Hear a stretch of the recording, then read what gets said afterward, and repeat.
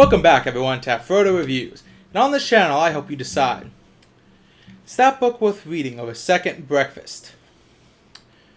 Or does it deserve the fiery pits of Mount Doom? That's what we're here to decide. I need to review this. I can't be doing this like this now. Here we stand, Book 3 of the Dragonlance Chronicles. It started strong with the decent Dragons of Autumn Twilight, then delivered into a personally disappointing sequel, Dragons of Winter Night. And so, will Dragons of Spring Dawning bring the series back up to where it belongs, in my opinion? Let's find out. Dragons of Spring Dawning was written by Margaret, Weis and Tracy Hickman, and unpublished on September 12th of 1985. It's the third in the Dragonlance Chronicles, and I guess it's the final of a trilogy. Which is strange, because I swear I have a book on my shelf called The Dragons of Summer Flame, which sounds like it would be a sequel to this story. But if this is a trilogy... In any case, apart from the series receiving a comic book adaptation in 2005 to 2007, which also applies retroactively to Winter's Night, there isn't much to speak of in terms of background of the book. So here's your report card.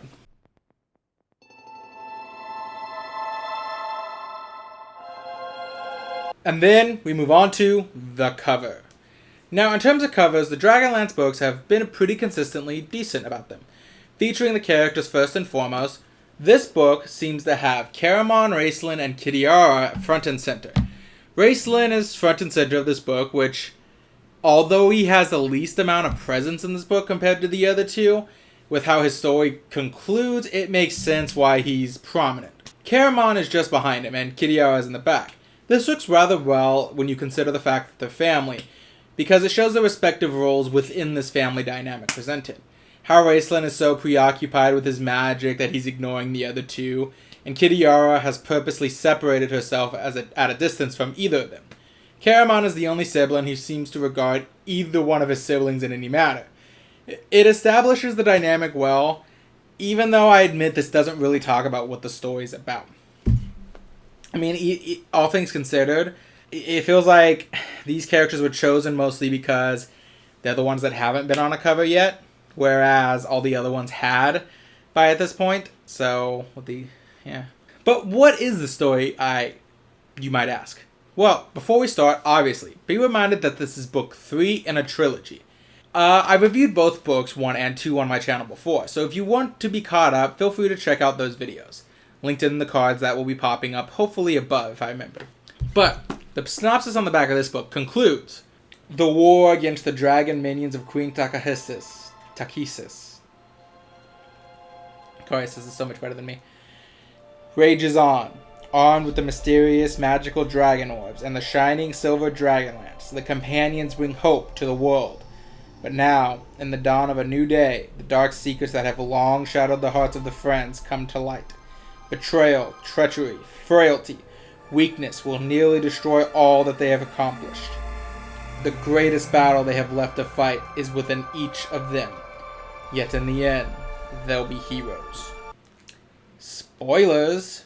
Honestly, all things considered, it's a little bare bones, but it is hard to fault at this point. As this is book 3, if you're picking this up and you're either not really equipped to read it, or you've already got a basic idea what the series is going on about. Sort of like Marvel's Endgame, you're either strapped into the ride at this point, or you've chosen a very poor movie to start with. But that being said, let's go ahead and get into this review. And I like this book better than I like Dragons of Winter Night. Now, I made clear in my previous review that I found Dragons of Winter Night particularly weaker compared to the predecessor for a number of reasons. The main issue being that the book skips very large portions of the adventure and then just summarizes it, despite that part of the adventure having long-lasting consequences, ones that are even in this book. That angered me because not only did we miss narratively important moments, but actual character development we skip over. Sturm being granted the fabled Dragonlance given only to him by a dragon knight frozen by mystic means, deeming him worthy not only as a knight of Solamnia, deemed worthy by ancient knights themselves. Laurana slaying a dragon high lord and beginning her quest from naive elvish princess to warrior general. And of course, the walrusmen all skipped. And it was one of those, there was so much of it skipped that I got annoyed because I want to see that part. That part is not only important for the story, but also for the characters. Thankfully, this book chooses not to do this. We follow our characters for almost the entirety of the journey, and even when we do cut away from one group to the next, we don't feel like we've missed anything vitally important from the other. For the most part, that is. There is one time where I felt, without context, we missed an adventure, as Gilthanas, Laurana's brother, returns from his 5-second romance with Silvara in the previous book, having gone on an adventure to recruit the good dragons. We get the full rundown of what happens from him, but it does feel like there was something before that I might have missed here. Which, actually, to be honest with you, is a problem throughout the book. There were several times where I stopped and looked suspiciously at this book as it goes into detail about something that sounds suspiciously like it happened already in another book. And this isn't it telling us for this book, it's referencing it for this book. The example I mentioned above with Gilthanas, for one. The revelations that he brings are something that I feel like was something that should have ended a chapter, so you were like, and the great effect it has later on, and there was enough there that I'm like, I get why we didn't follow him, because he wasn't one of our main characters, but it feels like we should have seen this. But the second one is revealed later on, that one of the Dragon High Lords, or, the leaders of the Dragon Army, was recently killed in the Kinder homelands by a specific Kinder hero. A startling revelation, especially since it's a character we've met before. He started in Dragons of the Autumn Twilight. He was the only Hobgoblin Dragon High Master. And there was a certain specificity attached to the event that I couldn't help but look at it and think, did this happen in another book? It probably also doesn't help that I have a book on my shelf called Kinderhome, which makes me wonder, is that what this book is about? I have to pause and constantly think, did I miss something? I would even say that a good portion of Raceland's journey feels like, though it's off-screen here, is detailed somewhere else, much deeper. Because he basically vanishes for a good portion of the book, only to have reappeared after grinding a few levels of XP off-screen. But for the most part, the book is an overall noticeable improvement despite this. I declined to throw the previous book into Mount Doom for the reasons that I wanted to see how this book handled several of the twists and revelations presented in this book. I want to say, though, now that I feel like it justified itself enough that I feel comfortable keeping it outside of Mount Doom now. Though labeled with a warning that I personally don't think it's very good. Apparently I was looking online and Dragons of the Winter Night is considered the best of the trilogy, and everyone has their own opinions. The flow of this book is much better. There's definitely a more interesting theme going around this time. One of the prevalent themes is love and how it can affect our decision making. We have the brotherly love that Caramon feels towards Raceland, where it gets to the point that Caramon is willing to give up his own happiness if it means helping his brother, who he already knows doesn't return that feeling, and would kill him without much hesitation if it meant getting what he wants. Then we get the indebted love that Raceland does feel towards his friends. The kind of love that he feels like when he's going to abandon them, he has to go and return debts to them. Because, being an evil guy, he doesn't understand that love is ultimately selfless, and he sees it more as an entirely selfish action. Like, they can't love him unless they were getting something from him. We see the grandfatherly love Flint feels towards his friends, and how he takes that grumpy grandfather role throughout most of the book, although that kind of transfers over for most of it.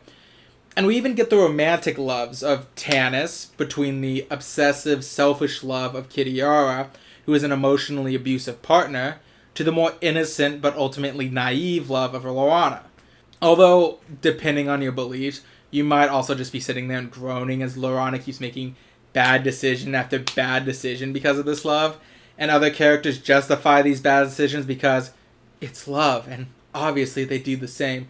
and they don't want to live in a world where their leader won't sabotage the entire war effort to get back a man she thinks is dying and has had a basically an elementary school crush on, the equivalent of. So, but yeah, there is an argument that the book does take both stances, with this both being an admirable decision but also really stupid at the same time. In the end, it does serve well to the story, and so I find it hard to fault it too much. We also get a lot more Fizban. Tass finally feels like a much more well-rounded character by the end of this story. And once more, I was brought to tears by the book. Now, that's not to say that the book is perfect. Far from it, unfortunately. But a lot of this is either minor things throughout the series, which has been built up, or what I mentioned already. Like I said, the pervading sense that I'm missing something the longer I go on. But there's also, other small things. Like, for example, one of the minor things is that this book does focus a little more on the trichotomy of good, neutral, and evil in this world. And while philosophically it's an interesting debate how evil and good cannot exist without the other, because without the other, can it even be considered good? It does kind of feel stupid when you see it in practice, though. Explain to me the factions of mages again, my good friend. Of course. Well, over there you have the Order of the White Robes, who believe in harnessing their arcane powers in the name of Paladine, of the course of good. They believe magic serves man and serves to make the world a better place for all involved. Oh, quite noble indeed. And what of them, the ones in the red robes, sir? Ah, yes. The Order of the Red Robes, the Order of Neutrality. They follow the path of illusion, knowledge for knowledge's sakes, for they believe that magic is neither good nor evil, it is merely a tool. And with that tool comes a responsibility to remain outside of the discussions of morality. They do not believe magic should weigh in on any necessarily important debate. After all, they must maintain the balance of magic above all else. Ah, well, I can see how they could come to that conclusion. But, if I might ask, what are those fellows over there? The ones in the black robes. They, something about them. Oh, them? That's the Order of the Kitten Stompers. I'm sorry. The what? They kick kittens for fun. Who even wants to be part of the Order of Kitten Stompers? Is that something you even want on your resume? Who sets up a building for the Order of Kitten Stompers? Hold yourself, good sir. We as mages believe there is balance in all things, and with magic comes the balance of good, neutral, and evil. For without one or the other, how can any truly exist? Good cannot exist without evil existing. So we must accept that either exist within this world. They stomp kittens! Another thing I would say is that although both Tasselhoff gets a well-rounded character, and we do get to explore Caramon's struggle to remain loyal to his brother, but then also wanting to give loyalty to Tika, his romantic love, and someone who actually loves him in equal return, I wouldn't say that this book did wonders for every one character. Tanis got really hard to like for good portions of this book. His "woe is me" attitude definitely ramps up hard in this book. And he's a lot more surly and whiny seeming this time around. He even at one point kills somebody over a mistake that happened, and the book kind of brushes it off. Now, I get it to an extent, but there's a lot of context around why this was the worst possible decision Tanis could have made if there wasn't one specific factor involved. There was also Lorana, although she got some good characterization in the previous book, and some decent one here, is willing to blow the entire war effort against the evil dragons simply to get back what she believes is a dying Tanis who betrayed them. Though at least like I said, there was an argument that it was also showing it to be a naive and foolish thing to do. But to me, it was one of those when she can't even trust Tanis enough to know that he's not going to abandon every principle, moral, and friendship he has simply to go to the dark side because it's got his waifu, it's a little hard to understand. Even Flint gets a bit harder to like in this book, as his pride and gruff nature get amped up to the point that it starts to reach Flanderization levels. Feels like I'm wearing nothing at all. Nothing at all. Nothing at all. Stupid sexy Flanders. And at a certain point, even I was struggling to like the guy. At least it's somewhat forgivable since we learn just why Flint is becoming more and more irritable, combined with his previous characterization. Like how I mentioned that he feels like he's becoming a burden on his friends because of his old age. But, yeah. I will say that it also does get kind of annoying that throughout this book, that the good female characters are the ones who are willing to stay in the shadows, waiting for their lover to get over whatever problems they have before they have no choice but to turn around and shack up with them. While the evil one is the one who makes constant struggles to gain what she wants. Of course, that leads, that the mid-80s values dissonance. A lot of Kidiara's characterization is noticing how much of a slut she is. She is. And I'm sure this book means it as a way to demonize her. There's a lot more references to SA and R this time around. I would recommend a light trigger warning for most folks going into this book. It almost gets to the point where it's a little gratuitous. How much it's brought up as something that's happening or almost happens to a character.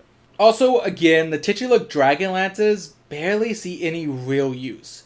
At least by our heroes.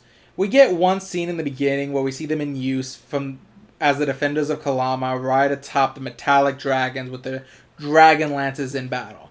But they feel woefully underutilized considering the entire series is named after them. It would be like if you were reading Dragon Ball, and after Oolong wished for panties, we never see the Dragon Balls used ever again. Even in more modern Dragon Ball, the Dragon Balls still have a rather important core use on the narrative. It gives our characters power-ups, it helps our characters save the world, stuff like that. They maintain their importance to the narrative. The book also kind of has a habit of just telling us things rather than showing us. We find out in the book that Flint took Tika in after her parents were killed, and housed her until she was able to live on her own, serving as a surrogate grandfather to her by her own words. Which would have been nice if it felt like that was actually part of the story, but since her and Flint barely interact throughout the series as far as I can remember, it feels like just a random addition to suddenly give these two characters a connection they didn't have before. There was also an entire portion of the book where our heroes are underwater, and apart from some nice character moments, it feels like a relatively unimportant addition since no one even remembers their time underwater, and the characters they met, even with them hinting that their meeting with our group of heroes has changed their habit of neutrality, we don't ever see him again. Again, this feels like something that's from another book being referenced here. There's also certain points of the book where the pace just drags to a crawl. Somewhere near the end, about the time our heroes are at the bad guy's lair during the meet and greet mixer event, the flow just stops dead in its tracks. At one point, I was sure that I had read 100 or so pages, but after checking my progress, I'd realized it had been under 50. Needless to say, that was not a great feeling. I will also admit that I'm not exactly fond of this ending. I mean, like I said, I thought this was a series, a quadrilogy to be specific. But online research shows me that this is labeled as a trilogy. And either way, whether it was a trilogy or not, there's issues to be had. If it is a trilogy, then the ending is a bit limp in my opinion. Like how the bad guys are defeated not through any actual true effort on our hero's part, but almost by happenstance of them being there. The green gemstone man that the army has been looking for doesn't really get much of an explanation of how his involvement was going to help free or re-imprison Tiamat, because that's all who Takahisis is. It becomes very blatant that Takahisis is Tiamat, Paladine is Bahamut. and the Scales, I'm not sure who they're supposed to be. And it leaves a lot of unanswered questions. Kitiara and Lord Soth, who was introduced in this book, are still around, the greatest enemies of the Dragon Army. The Flying Citadels and the Dragon Armies are also still out there, maybe scattered for the moment, but Kitiara has been introduced as having enough influence to drag them together. She still has a hold on Tanis that has not yet been fully broken. We also have Lord Soth, who was introduced in this book. And for those of you who are not caught up with the lexicon of famous D&D villains, Lord Soth is a very powerful Death Knight who, in this book, was strong enough to make the leader of the Dragon armies back off from wanting to fight Kitiara, who Lord Soth has sworn an allegiance to. But if it isn't a trilogy, the next book doesn't have much to work with. Most of our heroes retire or leave the group in the end. Tasselhoff goes home, Caramon and Tika retire and go back to Solus, and Raceland is in his full dark suit Spider-Man emo mode, so he's not helping anyone. Which leaves only Tanis, Lorana, and the Plainsmen to pick up the pieces. And since we already know that Goldmoon and Riverwind are probably out since they're expecting a baby, this leaves Tanis and Lorana. And while this could leave a way for a much more personal story involving Tanis, Lorana, and Kitiara, this also doesn't leave much wiggle room since our villains' armies are broken, and Takesis, God, I'm going to figure out how to say this name, basically got unsummoned from this world, meaning that chromatic dragons are no longer under the control of anyone they don't want to be. Also, my favorite character is now dead, so on principle, I can't like anything that follows this one. All in all, lots of minor complaints, along with a few bigger ones, but as I said before, I found it to be an improvement over the previous work. Though apparently that is a very unpopular opinion online. In any case, I'm going to give this book a 7 out of 10. Now, unlike Autumn Twilight, this falls more into the 3 out of 5 side than the 4 out of 5 side, to use the Goodreads ranking that, I've been getting more familiar with. I think a part of this reason I enjoyed this book more is that it feels like it was transitioning from the bigger impersonal threats to the more interpersonal, emotional threats on our heroes. Greater focus is placed on Tanis' angst involving Kitiara and Lorana, with Kitiara's getting a firm amount of focus on how she either loves Lorana and cannot admit it, so she's always hiding her acts of love underneath long-term malice, or she genuinely is this vindictive see you next Tuesday. Either way, the book isn't entirely clear on one way or the other, and that's fine enough, because it leaves enough interpretation up to you that you can decide as an audience. Plus, I do think this was around the 90s, this was getting to where it was around the 90s, where everything was going for that dark and brooding is the way to go. I know most of my reading from 90s comic books in this regard rather than anything else. Overall, I did like it more than Winter's Night, because we stuck with the actual adventures for the most part, and apart from some minor things, almost nothing is off-screen. I'm even fairly sure that the stuff that is off-screen is just stuff that happened in other books, rather than something they just didn't feel like writing in this book, like with Dragons of Winter Night. So in the end, I definitely feel more favorable in regards to this. So naturally, I don't think it deserves Mount Doom. And this book has redeemed Winter's Night enough that it doesn't deserve it either. Although only barely. It got a little singed by the flames. That being said, just remember, with every book comes an adventure. And every adventure is worth having. Even the bad ones. See you later, everyone.